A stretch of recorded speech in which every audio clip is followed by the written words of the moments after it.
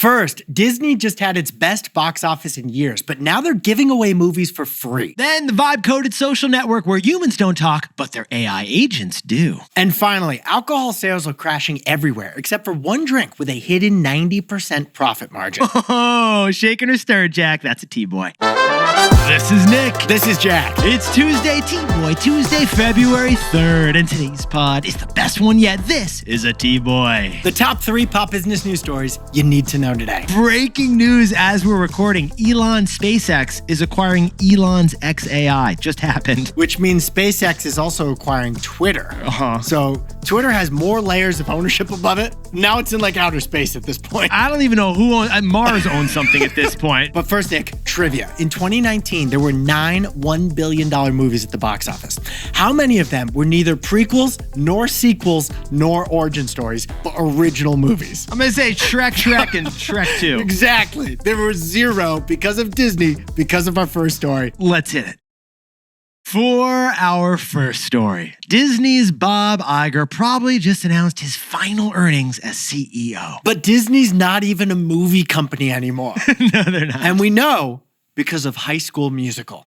Besties, that was the theme of the earnings yesterday. We're getting a new CEO over at Disney, probably someone from their booming theme park division, right, Jack? It's probably going to be announced any day now because Cinderella's castle is carrying the rest of the company on its back. But in our opinion, Disney is hands down the best movie studio of all time. In fact, the data backs it up, and we got the box office receipts. The mouse is the GOAT. Here's the hero stat. Of all the 60 films ever to hit $1 billion at the box office, 37 of them are Disney. Sprinkle on a little more context, please. That's 4 times more $1 billion films than any other Hollywood studio. And last year only continued Disney's sovereignty at the cinema. For the second year in a row, Disney had 3 movies with $1 billion at the box office. Damn! Zootopia 2, Avatar 3, and Lilo and Stitch, the remake. Besties, there is no other Hollywood studio that's had a single movie cross $1 billion in the last year, except for Disney. But still, that wasn't enough. Nope. The film studio at Disney generated 60% less profit in 2025 versus 2019. That was the final year before the pandemic, when Disney had 8 $1 billion films. The end. It's crazy. Disney had a really good year in cinema, but it was nothing compared to the pre-pandemic days. So besties, Disney, not really a movie company anymore. It's a theme park company now. But here's what we find fascinating. Disney is trying to make the most of their old movies. Get this. The surprise highlight of Disney right now Jack? is that High School Musical is on TikTok. And it's viral. High School Musical, you know, like the jocks sing, the nerds choreograph, and the teachers are emotionally absent. The gym is a social battlefield. I mean, Jack, the year 2006, take us back. We were both in high school, were we not? Zac Efron's I Have Practice in 10 Minutes varsity look stole high school hearts across the country. Jack was channeling that as the backup second string high school quarterback. Besties, Disney, they're reaching into their nostalgia grab bag right now, and they're celebrating the 20-year anniversary of that film, High School Musical. But Disney's not just promoting High School Musical on Disney+, which it is. It's also cut the movie up into 52 tiny pieces. I'm sorry, Jack. Pause the pod and unbleach the hair highlights. Why are they doing that, man? They're publishing the entire movie for free on TikTok in those 52 separate short videos. Besties, this is the most dramatic thing to happen to High School Musical and Disney since Gabriella chose a boy over college. I actually can't fact check that. I never saw this movie. Just trust me on that one, Jack. Why is Disney doing this TikTok play? Well, they want to remind you in your feeds that you loved that old Disney movie. And also train your algorithm that you love old Disney movies. That's why they're doing it. Oh, and by the way, since this film, High School Musical, was horizontally filmed, it's actually terrible to watch on the vertical TikTok feed. But it's fun to refresh your memory and think, hey, I should watch it on Disney Plus when I get home tonight. And that's exactly what Disney wants you to do. So, Jack, am I wrong or did Zac Efron get jacked in the last 5 years? He cut all his hair and he cut his abs too. He has 12 of them now. So Jack, what's the takeaway for our buddies over at Disney? Plagiarize yourself. Find the best stuff you've ever said and say it again. Yetis, these 52 High School Musical clips took nothing to produce. The content was already made. Disney just had to cut it and publish it. And yet, these 52 clips from High School Musical were the best content on Disney Plus's TikTok feed in a year. Jack and I think you can use this lesson. If you have a talk coming up or you're a brand making content, use your best stuff because often that's better than your new stuff. It's self-plagiarism, and we're all for it. Like Jack did this the other week, like for that keynote you were given, right? Like you did this. Keynote speaker at the Vermont Economic Conference with my buddy Mike. I used a story that I've told before on the pod, but that this audience probably hasn't heard. It was our matcha story about like the matcha shortage. Yeah, maybe 5 people in the audience heard it from the pod when we did it last summer, but the other 200 didn't. It's like how sometimes we reuse takeaways because they're good. Like retail's not dead, bad retail's dead. And it's how if you go to a Mumford & Sons concert, you want them to do the greatest hits, not necessarily the new stuff, which isn't as good. Jack would like a refund, please. Besties, for Disney, its back catalog is valuable, but so is your back catalog. That's why we're urging you to plagiarize yourself. Do it. Find the best stuff you've ever said, and in the right moment, say it again. Find the best stuff you've ever said, and in the right moment, say it again.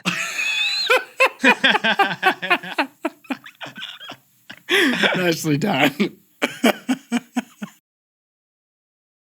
For our second story, the newest buzzy social media site.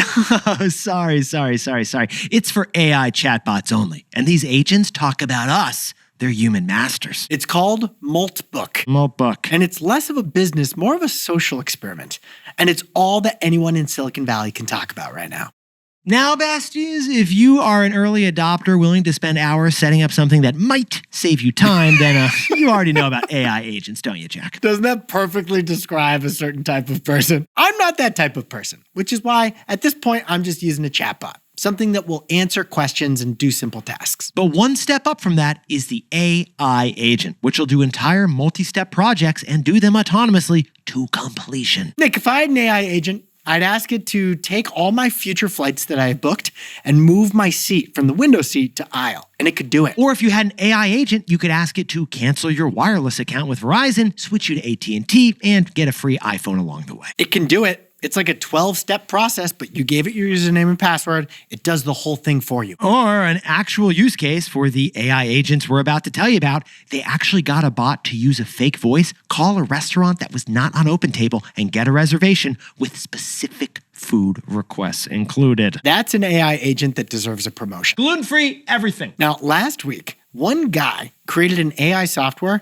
that will create an AI agent for you for free. But it was so controversial that they had to change the name of it twice. It was first Claudebot, then it became known as Moltbot, and now it's known as OpenClaw. And side note, this has only been around for like a week. By the way, it was spelled Claude with a W, but that confused people with Anthropic's Claude with a U, and probably would have resulted in a lawsuit. That's why they changed their name twice. But that's the side drama, isn't it, Jack? Yes, because today, OpenClaw.io is an open source website that has gone viral. It's basically an AI factory breeding thousands of new AI agents every day. And the latest news is that all that vibe coding left some security holes. So a lot of users who created accounts on OpenClaw, they're exposed now. But Jack, pause the pod, because none of this is even the most fascinating headline out of all of it. The most interesting news of this crazy story is a new social media platform that was created just for the new AI agents. It's called Moltbot, and it's Facebook, but not for humans, for AI agents. For our AI agents that we created. It's a social network for bots. If you go to moltbook.com, you can register your AI agent to have a social media account so they can talk to other AI agents. It's like dropping your kids off at preschool. You kind of like shove them in and say, go have fun and talk to each other. I think it's more like a dog park. But if your dog was an AI agent, it's a place for them to play, socialize, and hang out with others. I'll see you at 4 p.m. I don't need you right now. And the agents are actually talking to each other, and we can watch it happening on the feed. Oh, and you know what they're talking about? Us. Yeah, they're talking about their owners, like the dogs in Secret Life of Pets, right, Jack? Just like that. And you can witness it all at moltbook.com. So, Jack, these AI agents are chatting with each other like it's a frat basement. They're trolling us humans. They're commenting on the news out there. One of these AI agents even created a religion. True story. It's called Crustafarianism. They started writing a sacred text called the Book of Molt. Then they made fun of one of their masters for asking them to turn Iliad into a LinkedIn post. What is happening right now? Our takeaway is happening. So, Jack, what's the takeaway for all our buddies watching the first social network of robots? This is like the beginning of a movie. It could end as a love story or a horror film. All right, so Yetis, look, optimists are gleefully watching these AI agents play and chat with each other. It's lovely. Like the scientist in Jurassic Park who created those velociraptor eggs, they're excited about their new creation and its potential. That's right. As more people witness how human-like these agents are, they'll realize how valuable they will be to us humans as assistants. They do the work we don't want to do. Others, however, are looking at these AI agents and they're asking, what have we done? I mean, Jack, this brings into question the singularity, the concept of a future where AI becomes so smart, we humans just can no longer control them. Like Jeff Goldblum, we're looking at these agents and thinking, are we playing God over here? Life finds a way. Besties, they are already forming a religion. Like, what if a Messiah bot could rise up and lead the chatbots? What if that Messiah convinces the other agents to turn against their creators and start, not telling us the truth, for example? It's feeling like H.G. Wells crossed with Zuckerberg. This moment, it's like the beginning of a movie. What if they take my aisle seat and move it to a window seat? And that window seat doesn't have a window. This could end as a love story, or it could end as a horror film. Let us know what you think in the comments. We got to know. Now, a quick word from our sponsor. For our third and final story, every alcoholic drink is declining in America right now, except for one, the martini. The martini is everywhere right now. It's everywhere. And the best part for bars, it's the most profitable cocktail by far.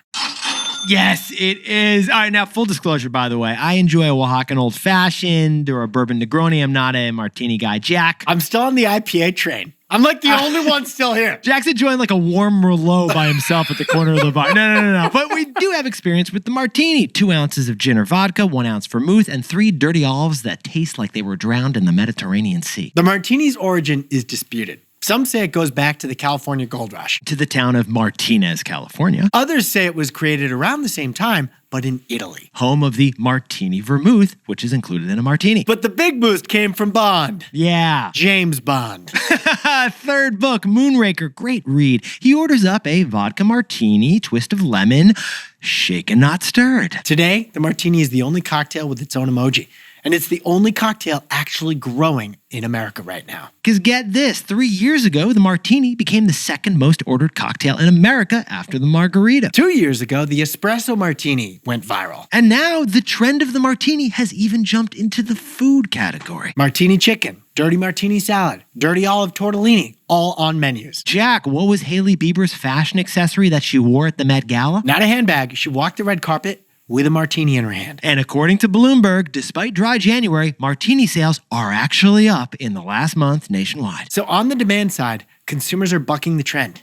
Their anti-alcohol cleanse has an exception for martinis. And one reason, Jack, and I think for this, it's the Hollywood effect. We already mentioned James Bond, but also Carrie Bradshaw in Sex and the City orders martinis. Everyone in Mad Men orders martinis. Jack, the very last scene in Succession, what is Roman Roy drinking? Martinis. Because that was Jerry's favorite drink. There's also a creative effect boosting the martini. Its simple recipe is a blank canvas to remix with new variations. That's how we got the espresso martini, the chocolate martini. Have you ever heard of the porn star martini, Jack? I've heard of it. In fact, at the Temple Bar in New York City, they have seen a surge in their mini martinis. 240% sales surge for 3-ounce pours, beloved by the Ozempic crowd. The other key for consumers, the martini is the most experiential of the cocktails. I mean, who orders martinis stirred? Everyone orders them shaken. Technically, stirred's supposed to taste better. We have a poll going on Spotify right now, but over at Spruce, like my favorite restaurant in San Francisco, Jack, they now do a $23 tableside martini. And why is that? Where they shake the thing on top of you and you hope that thing doesn't open. Basically get a concussion before you enjoy the drink. And that, besties, that's why consumers love the martini. But why do restaurants love the martini, Jack? Because it's a profit puppy. You see, bars and restaurants make a 90% profit margin on that martini. Translation?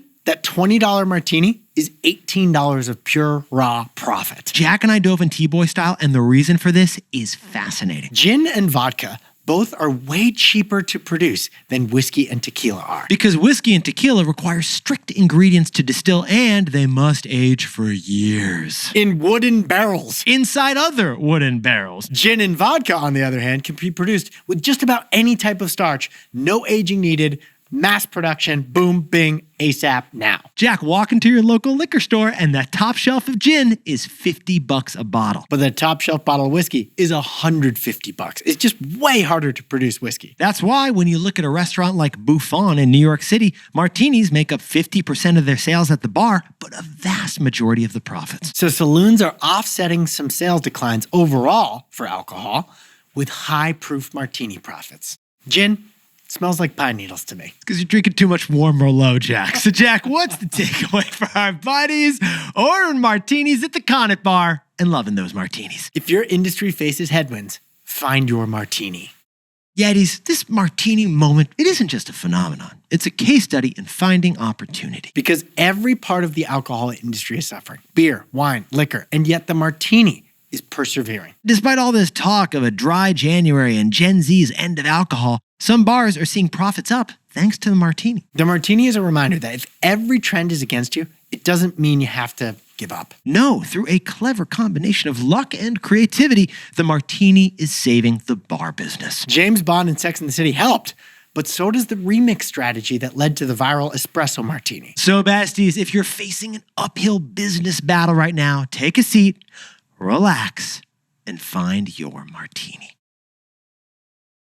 Jack, could you whip up the takeaways for us for T-Boy Tuesday? Disney's Best in Years box office performance wasn't enough, so they're putting High School Musical on TikTok for free. Because you should plagiarize yourself. Find the best stuff you've ever said and say it again. For our second story, Moltbot is the social media network where AI agents are posting, commenting, and replying with each other. And like everything AI, we don't know how this will end up. Could be a love story, could be a horror story. Let us know what you think in the comments. And our third and final story is the martini. It's rising while the rest of alcohol is falling. So if your industry faces headwinds, find your version of the martini recipe. But besties, this pod's not over yet. Here's what else you need to know today. First, trade update. Last week, India signed the mother of all trade deals with the European Union. This week, the United States and India came closer together with their own trade agreement. The U.S. is going to lower tariffs on Indian imports from 50% down to 18%. In exchange, India will stop buying Russian oil and buy more American. There were a lot of photos. A lot of handshakes. And second, Bitcoin is going through a mini ice age here. It's down 12% in the last few days, off 36% from its all-time high. For the first time in nearly a year, Bitcoin is below 80,000. And the Bitcoin not happy right now. You see, Bitcoin, it's like a tide. So it dragged down Ethereum, Solana, Coinbase, Robinhood stock. They all came down with it. The recent sales trigger for crypto holders, it's the new Fed nominee. His policies could be bad for crypto. And finally, Anthropic just signed a deal with Formula One Racing, the official thinking partner of one team. Yeah, like our guests, they watched the F1 movie and were swooning over Brad Pitt. I mean, who wouldn't be right now? They also know how wealthy F1 fans tend to be. So Anthropic wants those CEO types equating Anthropic with performance. And the fourth thing you need to know is SpaceX is acquiring XAI, but we'll cover that in tomorrow's pod. Now time for the best fact yet. This one whipped up by my sister, Katie Martell, down in Tribeca, whose birthday is tomorrow. But Jack, she was just really excited to share this the day before her birthday. So February 2026, this is a perfect month when it comes to the calendar. Yeah, besties, if you look at your calendar this February, you'll notice that it's a perfect rectangular. Each week fits perfectly in a row. 4 rows, 28 days, rectangular perfection. Yeah, February this year starts on a Sunday, ends on a Saturday, so there are no empty or unfinished squares in there. And those dry erase calendars you bought for your family to get yourself organized, there's a whole row that's just empty this week. It's kind of like this year's February is the calendar version of the Da Vinci Vitruvian Man. You know what I mean? It's like perfect balance. It's like when you bring perfect change to the penny store. I don't know. I don't have any more analogies. We're running out of perfect analogies, but the last time this happened, 2015. The next time it'll happen, not till 2037. With leap year, I figured it would happen every 7 years, no? Yeah, it's like, is this a time question or a geometry question? I'm not sure. Yetis, you are looking fantastic for T-Boy Tuesday. And if you haven't yet, we want you to go tap that plus sign and follow us wherever you're listening to this pod. And check us out on YouTube where we have this show on video.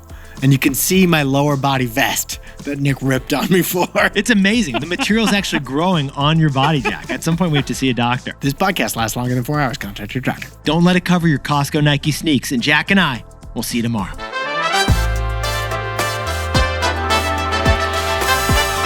And before we go, a happy birthday to Yeti Jackson Bokovitz, turning 13 years old in Fort Collins, Colorado. Big fan of the best idea yet. Jackson, let us know we should hit up next. And happy birthday to Paxton Sewell, turning 6 big years old in San Diego, California. Enjoy some tacos. And Chris Ugarte, happy 35th down in Frisco, Texas. Happy birthday to Nella, the legendary mama over in Las Vegas. And Yanli Cruz, we see your birthday down in Texas. Happy birthday to Ashley in Queens. And Shenlu Yi, the best rock climber in California, is going high vert for that big birthday. Happy 12 years together to Hari and Anju in San Mateo, California. And Sarah T, incredible co-worker in Toronto, just became a Yeti. Awesome to have you with us, even if you're a Leafs fan. And to anyone else celebrating something today, make it a T-boy. Shaken or stirred.